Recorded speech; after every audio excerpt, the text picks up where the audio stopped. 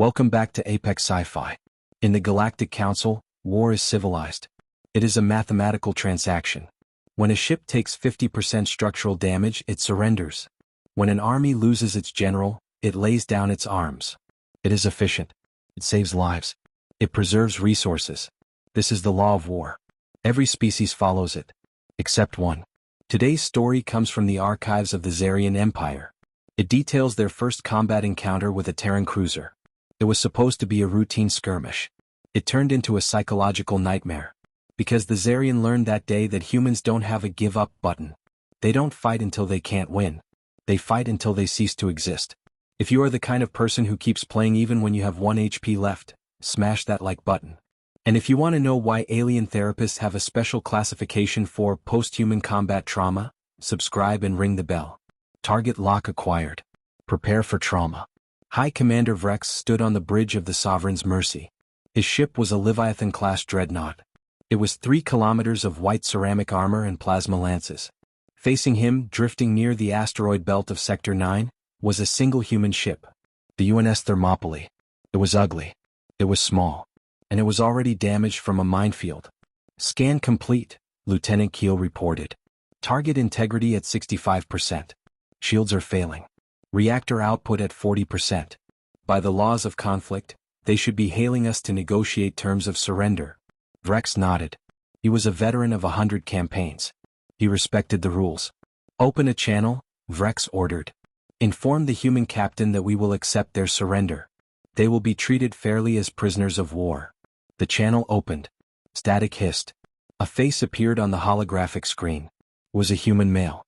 Blood was trickling down his forehead. The bridge behind him was filled with smoke and sparks. This is Commander Vrex of the Zarian Empire, the alien announced. Your vessel is combat ineffective. You have fought bravely. Power down your weapons and prepare to be boarded. The human captain wiped the blood from his eye. He didn't look defeated. He looked annoyed. Combat ineffective? The human scoffed. My main guns are still spinning, buddy. Come and get us. The transmission cut. Vrex blinked. He refused. Illogical, Keel said. His ship is venting atmosphere on decks 3 and 4. He cannot win. The probability of human victory is 0.002%. Perhaps they need a demonstration, Vrex sighed. Target their starboard engine nacelle. Disable them completely. Do not destroy the ship, we need the slaves. The Sovereign's Mercy fired a precision lance beam. It sliced through the Thermopylae's engine block. The explosion was silent but violent. The human ship spun wildly, listing to the side. Debris scattered into the void. Target engine destroyed, Keel reported. Power grid failing. Life support failing. Hull integrity at 45%. They are now drifting. Excellent, Vrex said. Now they will surrender. Hail them again. The screen flickered to life. The human captain was coughing. He was holding a fire extinguisher. Surrender, Vrex repeated patiently. You have no engines. You are venting oxygen. It is over. The human looked at the camera. He smiled. A grim, bloody baring of teeth. We don't need engines to shoot, the human rasped. Batteries. Fire at will. On the tactical display, the crippled human ship lit up. It didn't fire missiles. It fired kinetic slugs from its forward railguns.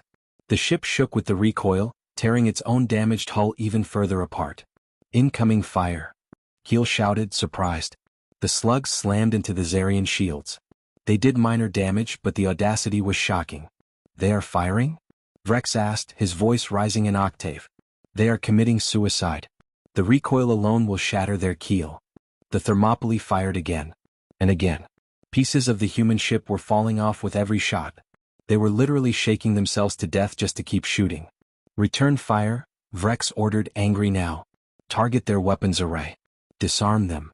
Plasma bolts hammered the human ship. The railguns were vaporized. The bridge tower was sheared off.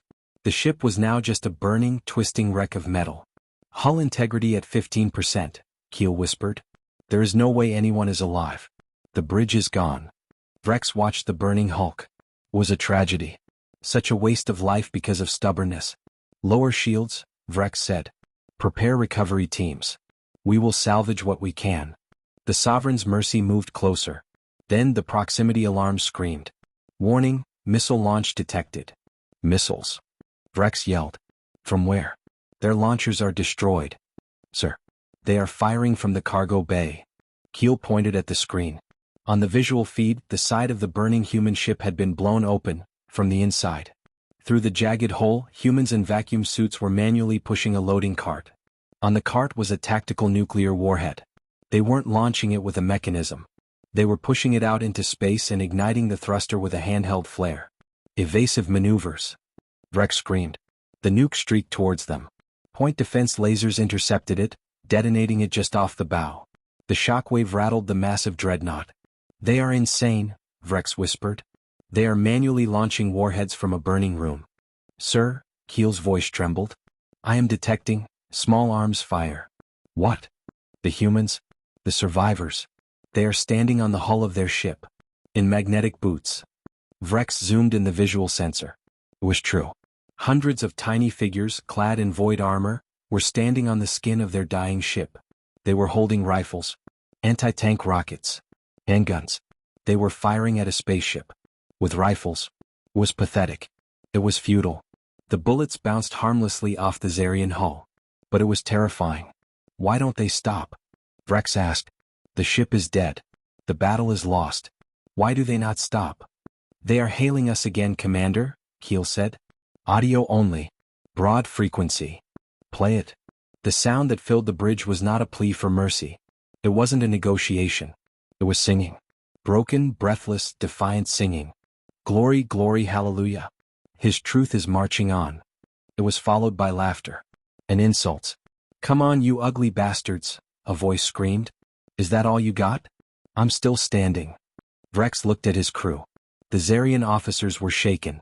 They were bred for logic. They understood self-preservation.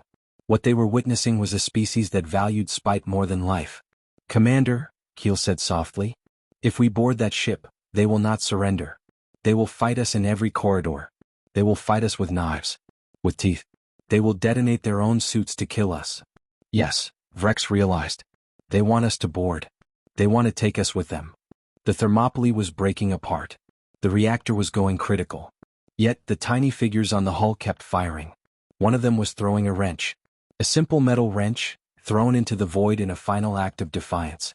Do not board, Rex ordered. He felt cold. Do not engage. Back away. Maximum thrust. Sir? We are retreating? We are leaving, Rex corrected. There is no victory here. Only death.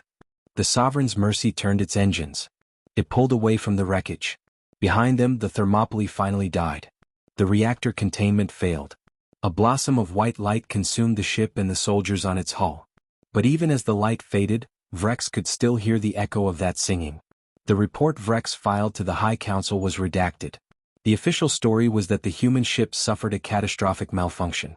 But privately, the Zarian military updated their doctrine.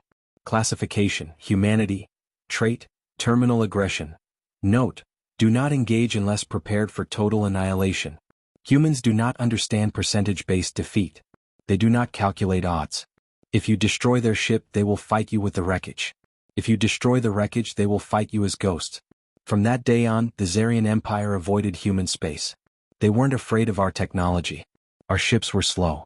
Our guns were crude. They were afraid of our psychology. Because you can negotiate with a warrior. You can intimidate a soldier. But you cannot stop a creature that treats its own death as just another weapon system. This has been Apex Sci-Fi. The universe is full of logical species. Humanity is the exception. If you would throw a wrench at a spaceship just to make a point, hit that like button. Comment below. At what point would you surrender? 50%? 10%? Or never? Subscribe for more stories about why the galaxy fears the hairless apes from Soul 3. Transmission ended.